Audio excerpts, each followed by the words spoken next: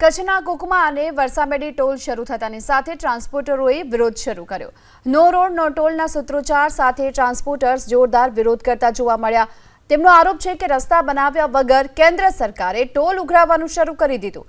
કચ્છ જિલ્લામાં ટોલની રોજની 5 કરોડની આવક છતાં રસ્તા હજુ સુધી તૂટેલા છે। કુકમા ટોલ પ્લાઝા શરૂ થયો પરંતુ રેલવે બ્રિજ સહિતના રસ્તાઓ બન્યા નથી। એ જ રીતે વરસામેડીના રસ્તાઓ પણ હજુ અધૂરા હોવા છતાં ટોલ ઉઘરાવવાનું શરૂ કરી દેવાયું। આ અંગે ટ્રાન્સપોર્ટરોએ આજે નેશનલ હાઈવે ઓથોરિટી અને જિલ્લા કલેક્ટરને જ્યાં સુધી સંપૂર્ણપણે રસ્તા નહીં બને ત્યાં સુધી ટોલ ન ઉઘરાવવા માટેની રજૂઆત કરી છે। તો કચ્છમાં નવા ટોલ ટેક્સ ઉઘરાવવાની શરૂઆત થઈ પરંતુ રોડ રસ્તાની કામગીરી અધૂરી છે ત્યારે નો રોડ નો ટેક્સને લઈને આજે ટ્રાન્સપોર્ટરોએ વિરોધ નોંધાવ્યો છે।